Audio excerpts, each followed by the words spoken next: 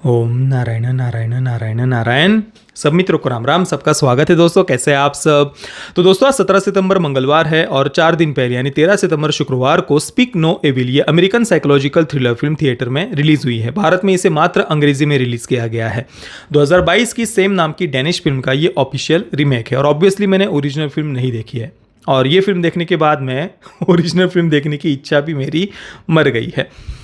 देखिए, कभी आप कोई हॉरर फिल्म देख रहे हो, कोई साइकोलॉजिकल थ्रिलर फिल्म देख रहे हो, कोई स्लैशर फिल्म देख रहे हो और उसमें जो विक्टिम व्यक्ति होता है या जो भी विक्टिम फैमिली होती है वो अगर बार बार गलत निर्णय लेते जा रही है, खुद होकर अपने आप को जहां वो फंसने वाली है, मरने वाली है, वो खुद होकर के वहां जा रही हो, या जैसे उसे कोई मारने के लिए पीछे से आ रहा हो, वो भाग रही हो और दरवाज़ा पीछे खुला ही छोड़ दे रही है। अंदर से कितना गुस्सा आता है ना, अरे यार दरवाज़ा तो बंद कर ले, वो पीछे से कोई आ रहा है तुम्हें मारने के लिए, फिर भी वो दरवाज़ा पीछे खुला छोड़ रही है। जो भी कोई, आप समझ गए ना मैं क्या कह रहा हूं। बार बार कोई व्यक्ति गलत निर्णय ले रहा है, कितना क्रिंज फील होता है, कितना इरिटेट होते हैं हमें ना, एकदम से अंदर चिढ़ आती है यार, इसके साथ तो ऐसा ही होना चाहिए, अंदर से ऐसा लगता है ना। ये वही फिल्म है। मतलब देखिए, पूरी फिल्म बहुत अच्छी है, बहुत अच्छी है। मुझे इसका ट्रेलर बहुत पसंद आया था। मैं बहुत उत्सुक था इस फिल्म को देखने के लिए, विशेषतः जेम्स मैकॉय जो इसमें मुख्य भूमिका जिन्होंने प्ले की है साइको एक्टर कैरेक्टर की। इससे पहले भी एम नाइट श्यामलन की स्प्लिट और ग्लास में हमने उन्हें देखा हुआ है कि साइको कैरेक्टर को वो कैसे प्ले करते हैं, और ऑब्वियसली एक्स-मेन सीरीज में तो देखा ही है। तो एक बार फिर से एक साइको कैरेक्टर में उनको देखने के लिए मैं बहुत उत्सुक था और ट्रेलर भी पसंद आया था और उसी एक्साइटमेंट के साथ मैं फिल्म भी देखने के लिए गया था। फिल्म शुरू भी बहुत बढ़िया तरीके से होती है और इवन एंडिंग तक सब कुछ, बाकी सब तो बढ़िया होता है, पर वो एक बात जो है ना वो इतनी इरिटेट करती है हमें, इतनी इरिटेट करती है कि बाकी सारी बातें ढक जाती है, उन पर ध्यान ही नहीं जाता, क्योंकि वो एक बात इतनी अंदर से इरिटेट कर रही होती है। सोचिए आप कुछ बहुत मतलब एक ऐसे मखमल की गद्दी पर बैठे हुए हो, पर आपको कोई चीज़ चुभ रही हो, तो वो बाकी सारी अच्छी बातें याद रहती है क्या? नहीं ना यार, वो चुभने वाली बात ही याद रहती है। तो वो जी यहाँ पर जो विक्टिम फैमिली है ना, वो इतना इरिटेट करेगी आपको, इतना इरिटेट करेगी, आप अंदर से चाहेंगे कि भाई इसके साथ तो ऐसा ही होना, इससे भी बुरा हो यार इनके साथ। तो वो बच्ची नहीं है, बेचारी बच्ची की क्या गलती, वो जो पेरेंट्स है ना, इतना गुस्सा आएगा उनकी तरफ आपको देख करके, आप अंदर से चाहेंगे कि यार इनके साथ तो ऐसा ही होना चाहिए था, और भी बुरा हो, जितना बुरा हो सके उतना हो यार इनके साथ में। लिटरली इतना इरिटेट होंगे आप उनको देख करके। वैसे इस फिल्म की जो मूल थीम हम कह सकते हैं, एक गांव की तरफ रहने वाला परिवार है जो ऑब्वियसली साइको किलर है, और दूसरी तरफ एक और दूसरी फैमिली है जो शहर में रहने वाली है, थोड़ा सा मॉडर्न माइंडसेट वाली है। उनकी पेरेंटिंग भी एक लिबरल मॉडर्न पेरेंटिंग के रूप में उनकी पेरेंटिंग को दिखाया है, और ये जो गांव में रहने वाला परिवार है उनकी पेरेंटिंग को थोड़ा ट्रेडिशनल कंजर्वेटिव पॉइंट ऑफ तरीके से बच्चे को संभालते हुए दिखाया है। तो एक liberal parenting versus traditional parenting को भी उन्होंने यहाँ पर उनको कंपेयर करना, ये इसकी बेसिक थीम हम कह सकते हैं फिल्म की। अब देखिए, ये कोई मिस्ट्री थ्रिलर, कोई सस्पेंस थ्रिलर वगैरह है नहीं कि कोई बात उन्होंने छुपा करके रखी हो। नहीं, शुरुआत से ही, सब ओपनिंग सीन से ही आपको पता होगा कि भाई यहाँ पर किलर कौन है, कौन सा परिवार है। वो उन्होंने छुपाया भी नहीं है, ट्रेलर में ही वो बात उन्होंने दिखा दी है। तो यहाँ पर मैं थोड़ा सा स्टोरी के बारे में चर्चा करने वाला हूँ, क्योंकि इसमें ऐसा कोई छुपाने वाली बात नहीं है, सब कुछ सामने ही है। बस एक बात जो थोड़ा हम गेस करते रहते हैं वो ये कि ये परिवार क्या क्या करने वाला है वो नहीं पता होता। वो कर रहा है ये पता है, पर क्या क्या करने वाला है, किस हद तक वो जाने वाला है, क्योंकि वो उनके बेटे की जीभ काटी हुई है, हम देखते हैं ट्रेलर में भी हमने देखा था। तो हमें पता है कि भाई वो किस हद तक जा सकता है ये परिवार। तो ऐसा क्या क्या वो करेंगे ये जानने की उत्सुकता केवल होती है, बाकी तो ऐसा कोई सस्पेंस नहीं है कि कौन किलर होगा या नहीं होगा, ऐसा कुछ भी उन्होंने छुपा करके नहीं रखा। इसी कारण से यहाँ पर मैं थोड़ा सा स्टोरी के बारे में चर्चा करने वाला हूँ। तो एक तरफ है वो ये जो अमेरिकन कपल है, थोड़ा शहरों में रहने वाला, मॉडर्न लिबरल माइंडसेट वाला, उसी प्रकार से उन्होंने अपनी बेटी को भी बड़ा किया। वो एग्नेस नाम है उनकी बेटी का। उसके पास में एक छोटा सा खरगोश वाला खिलौना है, टॉय है, स्टफ टॉय होता है ना जो ऐसा मुलायम वाला, हाँ, तो एक खरगोश है उसके पास में, उसके साथ में वो बहुत अटैच्ड है। क्योंकि बचपन से 10-12 वर्षों से वो खिलौना उसके साथ में है और उसके बगैर वो रह नहीं पाती। वो खिलौना उससे दूर हो जाता है तो एकदम से वो पूरा एंग्जाइटी, परेशानी, मेंटल ट्रॉमा और छटपटाने लग जाती है। इस प्रकार से दिखाया है क्योंकि भाई लिबरल पेरेंट्स है। और जैसे कि वो लिबरल्स का कहना होता है कि भाई बच्चों को डांटना नहीं चाहिए, उनको जो मन में आए वो करने देना चाहिए, उनको टोकना नहीं चाहिए, उनके सामने ऊंची आवाज़ में बात नहीं करनी चाहिए। और बाकी बच्चों को डांटना और मारना तो भाई वो तो बहुत एक जघन्य अपराध हो जाता है। और वेस्टर्न कंट्रीज़ में आपको पता ही है, बच्चों के सामने उनको डांटना छोड़िए, पेरेंट्स भी आपस में झगड़ते हैं, ऊंची आवाज़ में बात करते हैं, चीखते हैं, चिल्लाते हैं, या फिर बच्चे को डांटते हैं। और मारना तो बहुत एक्सट्रीम लेवल होगी, केवल डांटते, चीखते, चिल्लाते भी है ना तो भी सोशल सर्विसेज वाले बच्चे को उठा करके लेकर के जाते हैं। और आप देख लीजिए वेस्टर्न कंट्रीज़ के क्या हालात हो गए, क्योंकि बच्चे को बचपन से ही इतना खोखला और नपुंसक को बना देते हैं कि लाइफ के प्रॉब्लम्स को फाइट करने की शक्ति वो खो देता है। इतना ऐसे लाड़ प्यार में बस ऐसे मखमल जैसा उनको बड़ा कहो। बच्चे सबसे बड़ा अब्यूज बच्चों के साथ में यही है, ये लिबरलिज्म और वोकिज्म। सबसे ज़्यादा बच्चों को बर्बाद करने वाली मेंटेलिटी अगर कोई है तो ये लिबरल्स और वोक्स वाली है।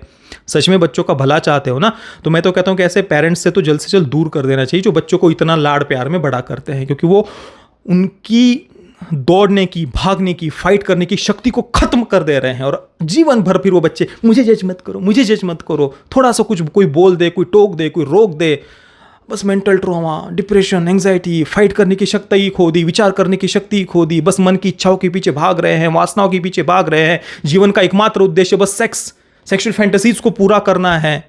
बर्बाद कर देते हैं ऐसे पेरेंट्स बच्चों को। तो यहाँ पर भी ये जो अमेरिकन कपल है, उस बच्ची के साथ में बचपन से ही खरगोश को उन्होंने कभी दूर किया ही नहीं। बच्ची ने कहा खरगोश चाहिए तो तुरंत ला करके दे दिया। अरे टोक दो, रोक दो कान के नीचे लगा दो। 2 घंटे के लिए रोएगी, 4 घंटे के लिए रोएगी, फिर जीवन भर का जो आप उसको इतना एक प्रकार से तोड़ दे रहे हो ना अंदर से, वो तो कम से कम उस 2 घंटे में 2 थप्पड़ में बंद हो जाएगा यार। पर नहीं, ना डांट नहीं सकते, टोक नहीं सकते, बर्बाद कर देते हैं ऐसे पेरेंट्स बच्चों को। तो उन्होंने इस प्रकार से उस बच्ची को, बेचारी को अंदर से इतना खोखला कर दिया है कि उस खरगोश के बगैर वो रह नहीं पाती। और शुरुआत में ही ये जो अमेरिकन कपल है वो इटली में घूमने के लिए गया हुआ है। वहाँ पर हम देखते हैं कि उस बच्ची से वो खिलौना खो जाता है और वो बेचारी रो रही है, बिलक रही है, और पेरेंट्स उसको डांट भी नहीं रहे, टोक भी नहीं रहे, उसको समझा भी नहीं रहे कि भाई अपने मन के इतने गुलाम मत बनो।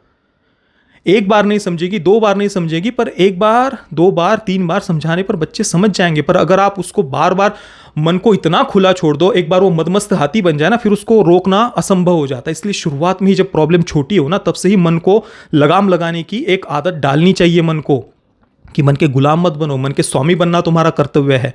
मन जैसा कहे उसके पीछे भागने के लिए तुमने जन्म नहीं लिया है, मन के गुलाम बनने के लिए जन्म नहीं लिया है तुमने। ये बच्चों को बताओ, पर नहीं। तो बच्ची रो रही है, खरगोश के बगैर रो रही है, पेरेंट्स और उसके साथ रो रहे हैं, नहीं बेटे, नो, ला रहे हैं। तो उसी समय पता चल गया था कि यहाँ पर ये कहानी आगे कहाँ लेकर के जाने वाले हैं। इसी बात को वो आगे यूज़ भी करेंगे, और साथ में ही ये लिबरल पेरेंटिंग को वो एक आदर्श पेरेंट्स के रूप में, और इनको ही विक्टिम आगे वो दिखाएंगे, वो पता चल गया था। और जो दूसरी फैमिली है वो एक ब्रिटिश कपल है, जेम्स मकॉय और उसकी पत्नी है, और उनकी पेरेंटिंग को वही एक ट्रेडिशनल कंजर्वेटिव पेरेंट्स के रूप में दिखाया है। वो बच्चे को डांट रहा है, टोक रहा है, और उन बातों को घिनौने दरिंदे पेरेंट्स के रूप में, ऑब्वियसली सीरियल किलर वही होंगे बच्चों को डांटने टोकने वाला। साथ में ही जो ब्रिटिश कपल है उसकी पत्नी को पति का बड़ा आज्ञाकारी दिखाया है। पति को शारीरिक सुख देना वो अपना कर्तव्य समझती है। इन बातों को थोड़ा एक्सट्रीम वे में जाकर के उन्होंने दिखाया है। एक सीन में वो अपने पति को जो भी है ब्लो जॉब या मुख मैथुन से वो उस दूसरे के सामने ये दिखाने का प्रयास किया। देखो ऐसे एक ट्रेडिशनल फैमिली में पत्नी किस प्रकार से पति के सामने गुलाम हो चुकी होती है, उसको शारीरिक सुख देने को वो किसे अपना कर्तव्य समझती वगैरह, इन बातों को उन्होंने एक्सट्रीम वे में जाकर के वहाँ पर दिखाया है। तो ये इटली में घूमने के लिए दोनों कपल आए हुए हैं, अमेरिकन कपल और ब्रिटिश कपल। और ब्रिटिश कपल जो है जेम्स मकॉय और साइको, तो वो तुरंत इस अमेरिकन कपल के साथ में घुलने मिलने का प्रयास कर रहा है। उनके सामने बड़ा ही खुशमिजाज होकर के अपने आप को दिखा रहा है, अपना सा बनाने का प्रयास कर रहा है। तो ऑब्वियसली फिर दोनों दोस्ती हो जाती है, एक प्रकार से घुलने मिलने लगते हैं, 1-2 बार डिनर करते हैं इटली में।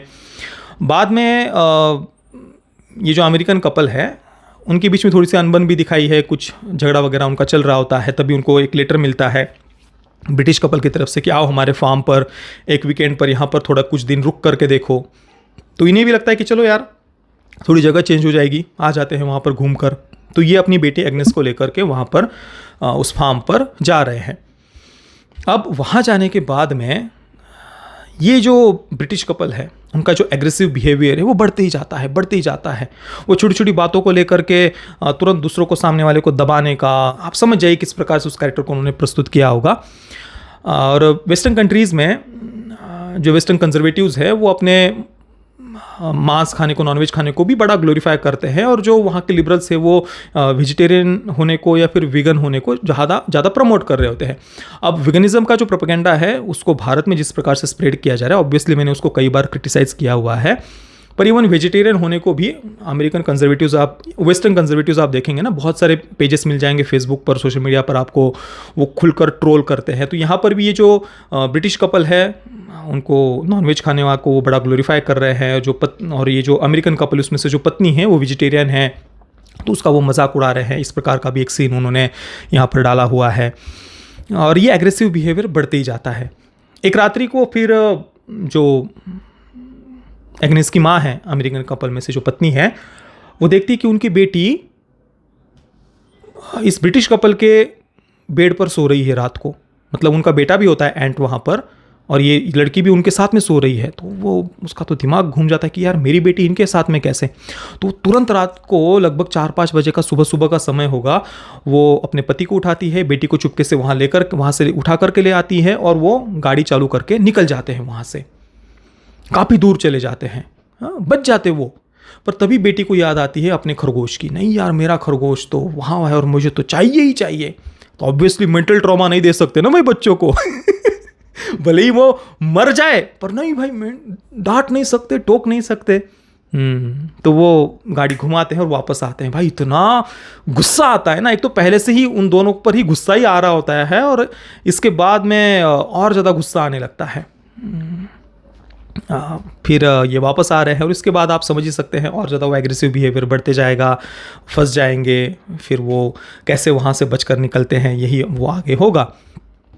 इसके बाद भी वो इतने गलत निर्णय लेते जाते हैं, केवल गाड़ी घुमा करके वापस आ रहे हैं ऐसा ही नहीं, उसके बाद भी जब वो अंदर ट्रैप हो गए हैं और ये बाहर है सीरियल किलर फैमिली, और वो जिस प्रकार से बचते हुए उनको दिखाए, बचने का प्रयास जिस प्रकार से करते हुए दिखाया ना, इतने गलत डिसीजंस, इतने गलत निर्णय।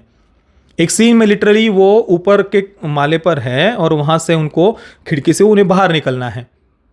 कॉमन सेंस होगा ना कि भाई उस रूम का दरवाज़ा बंद कर दो ताकि कोई आए नहीं, आप खिड़की से उतर रहे हो, जैसे तैसे नीचे आ रहे हो, दरवाज़ा बंद करना है, कॉमन सेंस नहीं, इनको दरवाज़ा ही बंद नहीं करना एक व्यक्ति वहां से आ रहा है, उसको उन्होंने मार दिया, उसके बाद तो कम से कम अकल आए ना कि दरवाज़ा बंद कर दो। नहीं भाई, दरवाज़ा ही बंद नहीं करना हमें अंदर से, जो भी है।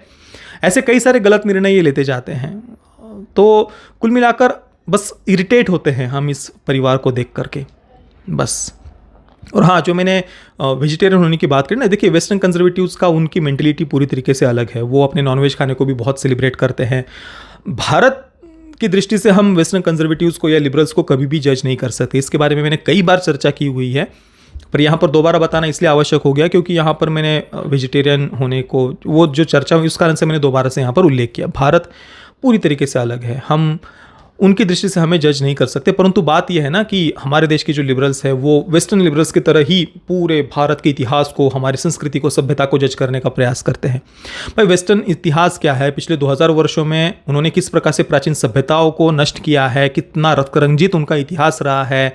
भारतीय सभ्यता, संस्कृति पूरी तरीके से अलग रही है, पर उनको तो वैसा ही बनना है। इसी कारण से ये थोड़ा कंपेरिजन करना पड़ता है। कुल मिलाकर बहुत अच्छी थीम थी, बहुत अच्छा ओवरऑल उन्होंने सेटअप तैयार किया था। काफ़ी और बढ़िया फिल्म हो सकती थी। चलो जैसे भी आपको दिखाना था, चलो पेरेंटिंग को भी क्रिटिसाइज़ करना था, तो भी जिस प्रकार से यहाँ पर अभी अमेरिकन कपल को दिखाया है और जितने गलत डिसीजंस लेते हुए उनको दिखाया है, ज़बरदस्ती अपने ही पैरों पर कुल्हाड़ी मारते हुए जो बार बार दिखाया है ना, वो अगर नहीं दिखाते तो भी फिल्म अच्छी होती। भले ही वो जो भी उसकी आइडियोलॉजी हो, जो भी वो दिखाना चाहते हो, जिस भी बात को क्रिटिसाइज़ करना चाहते हो, वो एक अलग बात हो गई, पर उसको कम से कम सेंसिबली तो दिखाओ। पर यहाँ पर इतना नॉनसेंस तरीके से सारी बातों को दिखाया है ना कि फिर हम इरिटेट होने के सिवाय कोई मार्ग बचता नहीं है। फिर भी किसी को अगर देखना है तो एक बार देखना चाहो आप तो देख सकते हो। मैं स्पीक नो एविल को दूंगा 5 out of 10 stars. Parental guidance की बात करें तो ए सर्टिफिकेट के साथ इसे थिएटर में रिलीज़ किया गया है। फिल्म में डायरेक्ट कोई न्यूडिटी नहीं है, परंतु जो मैंने कहा एक थोड़े सेक्सुअल रेफरेंसेस वगैरह, जैसे कि पत्नी अपने पति को जिस शारीरिक सुख देने का प्रयास कर रही है वो एक सीन था, तो इस प्रकार के सीन फिल्म में है। तो ऑब्वियसली बच्चों के साथ में तो देखने जैसी ये फिल्म बिल्कुल भी नहीं है। और फिल्म है ही एक साइकोलॉजिकल थ्रिलर, साइको किलर के ऊपर, तो इसी कारण से ए सर्टिफिकेट के साथ भी इसे रिलीज़ किया गया है। बाकी जिन मित्रों ने इस फिल्म को देखा है, आपका अनुभव कैसा रहा, आपको फिल्म कैसी लगी और जो बातें मैंने कही उन पर आपके विचार क्या है, मुझे आप नीचे कमेंट में अवश्य बताना। ये वीडियो देखने के लिए आप सभी मित्रों का बहुत बहुत धन्यवाद। जय श्री राम, वंदे मातरम।